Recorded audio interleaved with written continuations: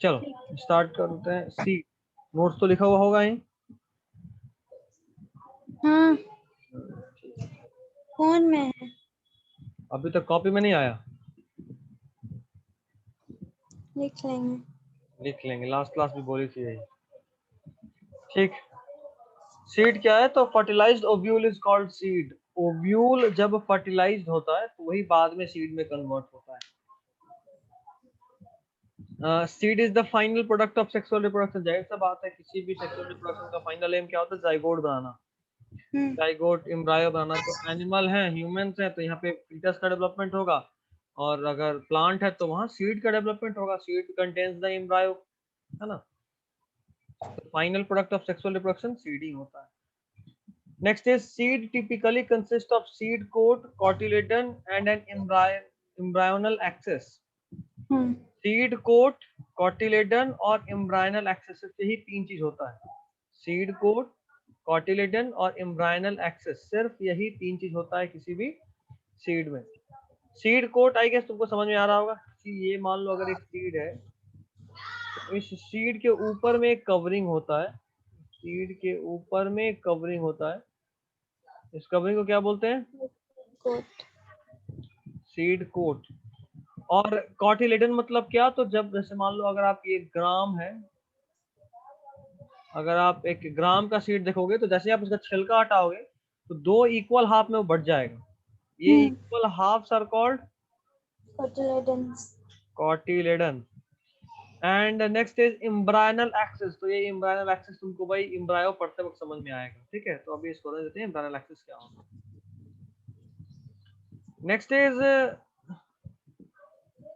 Next है तुम्हारा कि the cotyledons of the embryo are simple structures generally thick and swollen due to storage of food reserve. cotyledon का भी काम होता है फूड रिजर्व करके रखना।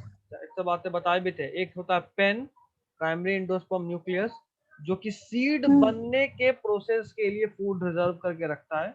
और ये जो कॉटिलेडन है ये जर्मिनेशन के प्रोसेस के लिए फूड रिजर्व करके रखता है। जर्मिनेशन मतलब ये कि अगर कोई सीड है, सीड को हम लोग जब ग्रो करेंगे तो सीड ग्रो करेंगे तो उस वक्त तो सीड मिट्टी के अंदर होगा, वहां तो ना तो उसके पास लीफ है और ना ही सनलाइट आ रहा है कि फोटोसिंथेसिस करके वो एनर्जी बनाए। और जब तक खाना नहीं मिलेगा वो ग्रो हो नहीं सकता है। तो उस वक्त जो एनर्जी मिलता है वो कहाँ से मिलता है? कोटिलेडन से। कोटिलेडन से। नेक्स्ट इज सीड में बी एंडोस्पर्मिक या एल्बुमिनस सीड, नॉन एंडोस्पर्मिक या एक्सएल्ब्यूमिनस सीड और पेरिस्पर्मिक सीड। एंडोस्पर्मिक और नॉन एंडोस्पर्मिक तो हम लोग पढ़ चुके हैं। अगर पूरा का पूरा एंडोस्पर्म एम्ब्रायो फॉर्मेशन के स्टेज में यूज हो गया, एम्ब्रायो बचा है थोड़ा सा, मतलब एकदम नहीं बचा है, तब उसको बोलेंगे नॉन एंडोस्पर्मिक। अगर सीड में थोड़ा भी एम्ब्रायो बचा हुआ है तो उसको बोलेंगे एंडोस्पर्मिक। और एक और होता है पेरिस्पर्मिक सीड। पेरिस्पर्मिक सीड याद करो, जब हम लोग एम्ब्रायो सैक का स्ट्रक्चर पढ़ रहे थे तो ये था एम्ब्रायो सैक, और एम्ब्रायो सैक के ठीक ऊपर में एक ऐसा लेयर था जिसका नाम हम लोग रखे थे न्यूक्लियस। ये भी रिजर्व फूड था। तो फूड तीन जगह रिजर्व हुआ, एक न्यूक्लियस में, दूसरा पेन में और तीसरा कॉटिलेडन में, ठीक है। तो अभी हम न्यूक्लियस वाले का बात कर रहे हैं। अगर किसी सीड में न्यूक्लियस बचा हुआ है तो उसको बोलेंगे पेरिस्पर्मिक सीड, और अगर सीड में न्यूक्लियस बचा हुआ नहीं है तो उसको बोलेंगे नॉन पेरिस्पर्मिक सीड। समझे बात? न्यूक्लियस बचा है तो पेरिस्पर्मिक सीड, नहीं बचा है तो non perispermic seed. Non peri. हाँ, एग्जांपल आपके सामने है। The residual persistent nucleus is called perisperm, और example is black pepper and beet. Black pepper beet. मिला? चलिए next is seed coat. Structure of seed का बात कर रहे हैं। स्ट्रक्चर ऑफ सीड, सीड का स्ट्रक्चर का बात कर रहे हैं।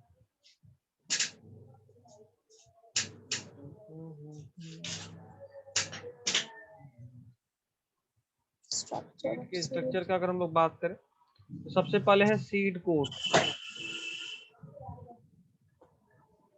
सबसे पहला क्या है? Seed coat. देखो ओव्यूल का जो इंटेगुमेंट होता है ये है, अगर ओव्यूल तो इसका जो इंटेगुमेंट है मतलब इसका जो कवरिंग है वही कवरिंग बाद में क्या बनाता है? Seed coat. Seed coat. Ovule का जो भी कवरिंग होगा, integument of the ovule forms the seed coat at later stage. Integument of the ovule forms the seed coat at later stage. इसका फंक्शन क्या है? तो इसका मेन फंक्शन है protection. Its function is to give protection to the embryo. Embryo को protection देना इसका main काम। सीड कोट का दो लेयर होता है actually most of the seeds में। आउटर को बोलते हैं टेस्टा, ये भी इंपॉर्टेंट है। दो लेयर। इनर को टेगमेंट। आउटर को बोलते हैं टेस्टा और इनर सीड कोट को बोलते हैं tegmen. Tegmen. टेस्टा and tegmen. Morphology में भी था। हाँ मॉर्फोलॉजी में भी था बिल्कुल। और सीड के टॉप पे अगर आप चना वना का सीड देखो, जब उसको फुला देते हो, जब वो स्वेल कर जाता है तो उसके टॉप पे एकदम छोटा सा ओपनिंग देखने को मिलता है इस पोर्शन। कौन टाइप का? यहाँ पे एक ओपनिंग देखने को मिलता है, छोटा सा डॉट। इस डॉट को बोलते हैं माइक्रोपाइल। इसको क्या बोलते हैं? माइक्रोपाइल। तो सीड कोट के अंदर ये बहुत छोटा सा ओपनिंग होता है। It is a small opening on the seed coat. Micropyle remains as a small pore in the seed coat. इसका मेन काम क्या? तो it facilitates entry of oxygen and water into the seed. इस opening से क्या होता है कि ऑक्सीजन और वाटर सीड के अंदर एंटर करता है। It facilitates the entry of oxygen and water into the seed during seed germination. Seed germination के वक्त ये क्या करता है? तो हेल्प करता है, फैसिलिटी। हाँ ऑक्सीजन और वाटर के एंट्री को प्रोवाइड कराता है सीड के अंदर, क्योंकि उसके अंदर जो एम्ब्रायो है लिविंग थिंग है। हालांकि वो डोरमेंट स्टेज में हो बट वो जिंदा चीज है। जब तक उसको पानी या ऑक्सीजन नहीं मिलेगा वो ग्रो नहीं कर सकता। ठीक है, इतना सारा टॉपिक हम लोग बात कर लिए। एक तो बात हुआ सीड को कोट, दूसरा एंडोस्पर्म। एंडोस्पर्म के बेसिस पे हम लोग बात कर चुके हैं। हो सकता है एंडोस्पर्म रहे या हो सकता है वो एब्सेंट हो जाए। एब्सेंट कैसे होगा? सीड फॉर्मेशन के स्टेज में अगर एंडोस्पर्म पूरा का पूरा यूज हो गया तो सीड में एंडोस्पर्म नहीं मिलेगा, तब बोलेंगे non endospermic seed. Okay, next is embryo. तो एम्ब्रायो फीटस की तरह होता है, बाद में यही मैच्योर प्लांट को ग्रो कराता है। ठीक है, बाद में यही मैच्योर प्लांट को ग्रो कराता है। याद रखना है embryo maintains the continuity of generation. Endosperm present और एब्सेंट नहीं समझ आया। एंडोस्पर्म या तो प्रेजेंट होता है या एब्सेंट होता है, कुछ भी हो सकता है। अभी तो पढ़े सीड के अंदर। हाँ सीड के अंदर, बिल्कुल। समझे नहीं समझे? अच्छा। अभी तो पढ़े थे ना, एक्साल्ब्यूमिनस सीड, नॉन एक्साल्ब्यूमिनस हाँ। सीड, उसी बेसिस पे तो था। एंडोस्पर्म है तो एक्साल्ब्यूमिनस, नहीं है तो नॉन एक्साल्ब्यूमिनस। खैर, एम्ब्रायो का मेन काम क्या? तो इसका एक और नाम है maintain the continuity of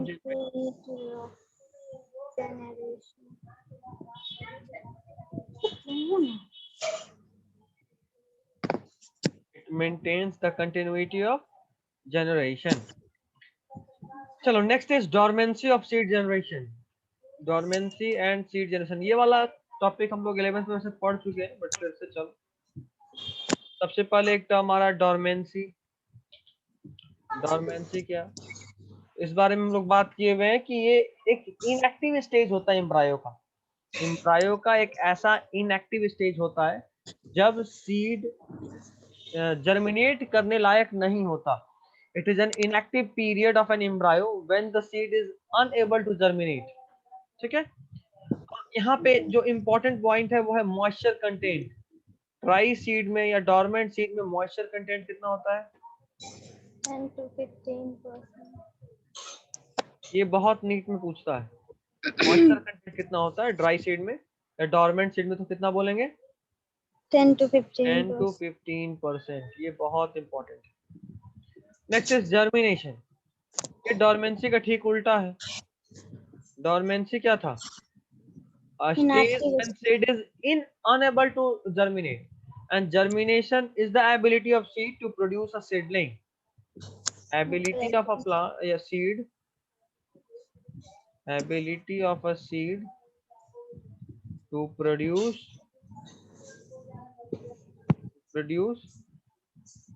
seedling, ability of a seed to produce seedling. लेकिन कब? हमेशा नहीं, इन फेवरेबल कंडीशन, environment. जब तक फेवरेबल कंडीशन नहीं होगा वो ग्रो नहीं कर सकता, इन फेवरेबल कंडीशन। ठीक है, चलिए तो ये भी हो गया। Next is advantage of seed to angiosperm. Angiosperm को आखिर सीड से क्या फायदा है? बहुत अच्छा सवाल है कि आखिर एंजियोस्पर्म को सीड से क्या फायदा है, तो कुछ फायदा बताना पड़ेगा, चलो बताते हैं। एडवांटेज ऑफ सीड, एक आध तुक्का लगाओ तुम भी, क्या फायदा हो सकता है? क्या फायदा लिखा हुआ है, तो कॉपी में नोट नहीं किया ना? तो फोन में हम देख रहे हैं, दूसरे फोन में। क्या बात, टैलेंट। खैर, सबसे पहला फायदा तो ये कि सीड प्लांट को प्रोटेक्शन प्रोवाइड करता है। क्यों? एम्ब्रायो स्टेज में। क्यों? तुम देखो ना भाई, तुम लोग आम खाए, आम खाने के बाद उसका सीड फेंक दिए, और सीड चूंकि टेस्टा और टेगमेंट से कवर्ड होता है, बहुत हार्ड होता है। कोई कोई आम खाने में प्रो लेवल का होता है, आम का बीज को भी एकदम चूस जाता है, बट फिर भी उसके बीज को कोई नुकसान नहीं पहुंचता, क्योंकि वो टेस्टा और टेगमेंट से कवर्ड है। तो सीड का सबसे बड़ा फायदा क्या, कि वो फ्यूचर प्लांट को प्रोटेक्शन प्रोवाइड कर रहा है, पहला चीज। दूसरा, ये प्लांट को एक जगह से दूसरे जगह अलग अलग डाइवर्स कंडीशन में ट्रांसफर होने में हेल्प कर रहा है। खुद सोचो, आम मुंबई से खरीद के लाया, बिहार में खा रहे हो, उसका बीज अपने बगल वाले कचरा में फेंक रहे हो जो फील्ड खाली है, और वहां पे एक पेड़ निकल रहा है। तो मुंबई का प्लांट पहुंच गया पटना, जो कि नॉर्मल कंडीशंस में बिना सीड के पॉलन का ट्रांसफर ऐसा पॉसिबल था कि हवा से उड़ते उड़ते पॉलन मुंबई से पटना आ जाए? नहीं, लेकिन सीड के थ्रू बहुत अच्छे से पहुंच गया। मतलब बेटर डिस्पर्सल एबिलिटी प्रोवाइड करता है एंजियोस्पर्म को। दो बात की, नए हैबिटेट में डिस्पर्स होने का एबिलिटी, दूसरा कि वो प्रोटेक्शन प्रोवाइड करता है यंगर एम्ब्रायो को। उसके अलावा इसके अंदर कॉटिलेडन के फॉर्म में न्यूट्रिशन भी होता है। सीडलिंग जब तक ग्रो ना करे तब तक सीड के अंदर न्यूट्रिशन भी होता है। और चौथा बात, क्योंकि वो सेक्सुअल रिप्रोडक्शन से बना है, तो वो बेटर सर्वाइवल एबिलिटी प्रोवाइड करता है, बेटर सर्वाइवल एबिलिटी प्रोवाइड करता है। ये भी इंपॉर्टेंट है, याद रखना।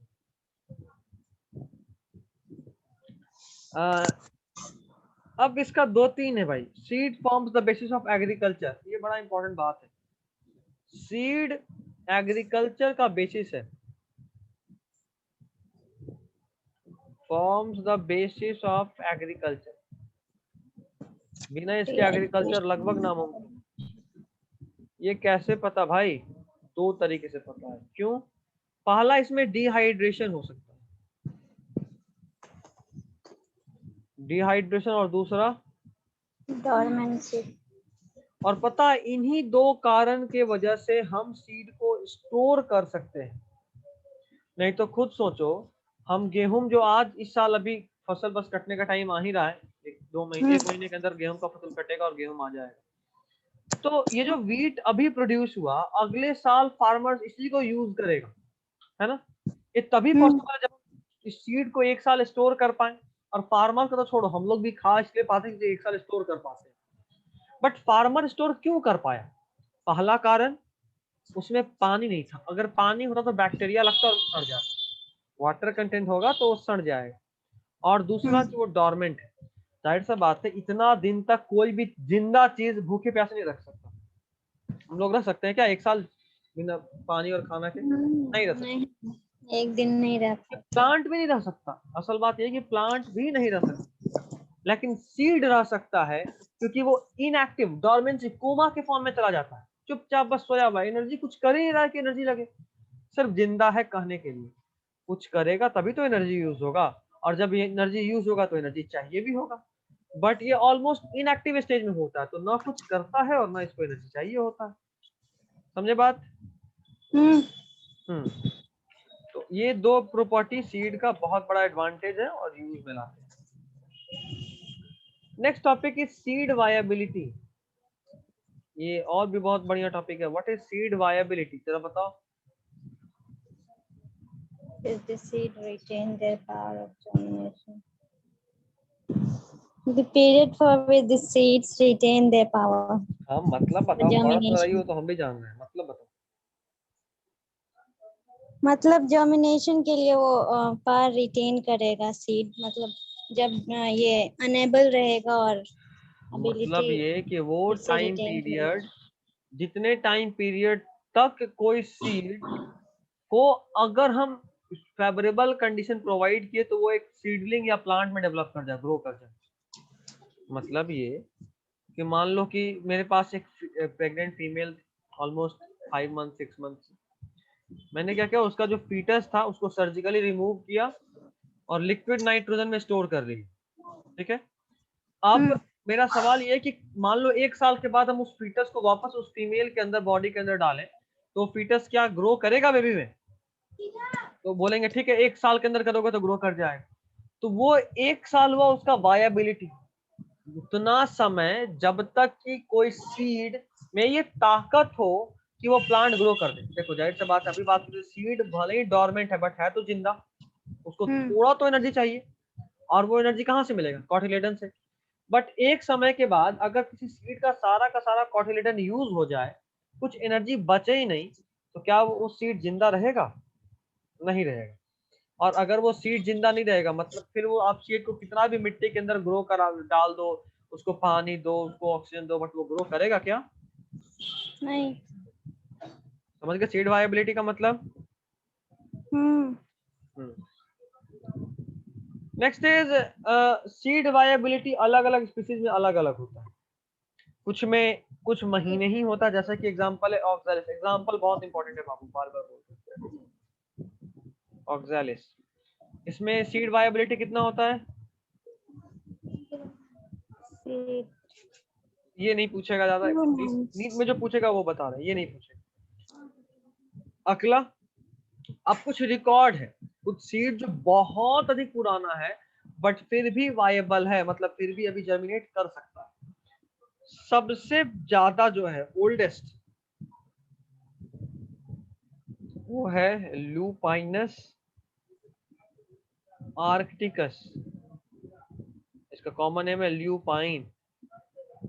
ये एक सीड है जो आर्कटिक रीजन, याद है टुंड्रा, अगर आपको हीट जोन याद हो, torrid zone, temperate zone and tundra zone, 3 zone होता है, याद है या भूल गई?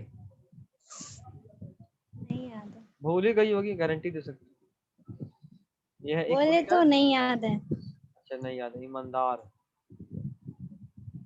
23.5 degree north and 23.5 degree south, और फिर 66.5 degree north and then 66.5 degree south.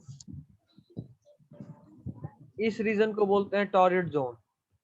23 degree north से 23 डिग्री साउथ, 23.5 डिग्री नॉर्थ से 23.5 डिग्री साउथ, जहाँ हीट सबसे अधिक होता है। ठीक है, बहुत गर्मी पड़ता है इस रीजन में। उसके बाद है ये रीजन, साउथ अफ्रीका, जिसको हम लोग बोलते हैं टेम्परेट जोन। यहाँ ऑलमोस्ट नॉर्मल होता है, ना ज्यादा गर्मी ना ज्यादा ठंडा, ऐसा वाला कंडीशन। ठीक है, और फिर सबसे लास्ट में ये फ्रीज जोन, जहाँ बहुत ठंडा होता है। इस फ्रीज जोन में ही आता है टुंड्रा, टुंड्रा रीजन। तो ये जो ल्यूपाइनस आर्टिकस था, ये टुंड्रा रीजन का प्लांट था। और यहाँ का खास बात सुनो, यहाँ पे एक सीड मिला साइंटिस्ट को, ठीक है, जो ऑलमोस्ट 10,000 साल पुराना था। कितना? 10,000। और 10,000 साल पुराना होने के बावजूद उस सीड को जब साइंटिस्ट ग्रो कराए तो वो ग्रो किया, मतलब इसका कितना वायबिलिटी कितना था? 10,000 ईयर्स, 10,000 साल तक ये सीड वायबल रहा। ठीक है, कोई दिक्कत नहीं। नहीं? अगला ये जो है डेड सी के आसपास का एरिया है, डेड सी, ठीक है। और यहाँ एक किंग थे भाई, ये सब पूछेगा, ये बहुत पूछता है, ये भी बहुत पूछता है। King Herods sorry, palace. King Herod किसके पैलेस पे, पैलेस मतलब किला, इनका जो किला था, फोर्ट था, वहां पे एक डेट का बीज मिला, डेट पाम मतलब खजूर। और इसके बारे में भी कहते हैं कि ऑलमोस्ट 2000 ईयर ओल्ड सीड था। जब इस किला को खोजा गया था ना किंग हेरोड्स का, तो वहां पे एक बीज मिला था, डेट पाम था, 2000 साल पुराना। और उसको भी जब साइंटिस्ट ग्रो किए तो वो भी ग्रो किया। और डेट पाम का साइंटिफिक नेम, डेट पाम का साइंटिफिक नेम नहीं याद है। फोनिक्स डैक्टिलीफेरा, लिखा हुआ है नोट्स में, ठीक है। फोनिक्स डैक्टिलीफेरा, ये दोनों इंपॉर्टेंट है, डेड सी वाला और ल्यूपिनस आर्क्टिकस वाला, ठीक है। अब a number of seed in a fruit is generally equal to or less than the number of ovule। किसी फ्रूट में कितना सीड होगा वो नॉर्मली ओव्यूल के नंबर के या तो बराबर होता है या उससे कम होता है। अब जाहिर सा बात है भाई, जितना ओव्यूल होगा उतना ही एग सेल होगा, और जितना एग सेल होगा उतना ही सीड बनेगा, है ना। हाँ, ऐसा हो सकता है कि कुछ एग सेल खराब हो गया हो तो ओव्यूल से कुछ कम सीड बना, बट मैक्सिमम जितना ओव्यूल होता है उतना ही सीड बन सकता है, उससे अधिक तो नहीं बन सकता। वही बोल रहे हैं, नंबर ऑफ सीड या तो ओव्यूल के बराबर होगा, नंबर ऑफ ओव्यूल के बराबर होगा या उससे कम होगा, या तो number of seed number of ovule के बराबर होगा या उससे कम होगा, याद रखिएगा। अब दो तीन एग्जांपल, पहला ऑर्किड का। ऑर्किड के बारे में कहते हैं कि इसमें थाउजेंड्स ऑफ टाइनी सीड्स होता है, कितना, 1000 हजारों सीड होता है, थाउजेंड्स ऑफ टाइनी सीड्स। और दूसरा पैरासिटिक स्पीशीज का बात कर रहा हूँ, पैरासिटिक ये भी इंपॉर्टेंट है, याद रखना। उस जगह पैरासिटिक प्लांट का नाम बताइए। तो पैरासिटिक स्पीशीज दो नाम आया है, कौन कौन, ओरोबैंकी एंड और स्ट्रिगा। हाँ। इन दोनों का भी बहुत ज्यादा सीड्स होता है, इन दोनों का भी बहुत ज्यादा सीड होता है। बस चलो, अब दिख रहा है फ्रूट, फ्रूट भी पढ़ लेते हैं, है ना। फ्रूट के बाद क्या क्या है, ट्रू फॉल्स और पार्थेनोकार्पिक, एपोमेक्सिस पॉलीम्ब्रोनी अगले क्लास में पढ़ेंगे। फ्रूट भी आज पढ़ ही ले रहे हैं, चलो हटा रहे। Next is fruit. फ्रूट क्या है भाई, सब लोग जानते हैं, दिस इज राइपेंड ओवरी। जैसे ओव्यूल सीड में कन्वर्ट हुआ था, वैसे ही ओवरी किस में कन्वर्ट होता है, फ्रूट में। अच्छा, जैसे ओव्यूल का जो वॉल था वही इंटेगुमेंट बाद में टेस्टा टेगमेंट मतलब सीड कोट में कन्वर्ट हुआ, उसी तरह जो ओवरी का जो वॉल होता है वही फ्रूट के लिए क्या बनाता है, पेरिकार्प, मतलब उसका छिलका, किसी भी फल का छिलका या उसका आउटर मोस्ट लेयर कौन बनाता है, फ्रूट बनाता है, सॉरी हाँ पेरिकार्प बनाता है। फ्रूट तीन तरह का होता है, पहला ट्रू फ्रूट, वैसा फ्रूट जो ओवरी से डेवलप हो, वैसा फ्रूट जो ओवरी से डेवलप हो उसको बोलते हैं ट्रू फ्रूट। एक होता है फॉल्स फ्रूट, ट्रू फ्रूट बहुत कॉमन है इसलिए इसका एग्जांपल नहीं रखते। नेक्स्ट होता है फॉल्स फ्रूट, याद रखिएगा वैसा फ्रूट जो ओवरी के अलावा या ओवरी के साथ साथ किसी और भी फ्लोरल पार्ट से डेवलप हो जाए तो उसको बोलते हैं फॉल्स फ्रूट। मतलब ये कि फ्रूट एक्चुअली में बनना चाहिए था सिर्फ ओवरी से, बट ऐसा भी तो हो सकता है कि ओवरी के साथ कई बार थैलेमस याद आ रहा है, थैलेमस, हाँ, ये वाला रीजन, ऊपर वाला, हाँ, ये वाला रीजन, ये था थैलेमस, बेसल बल्ब पार्ट।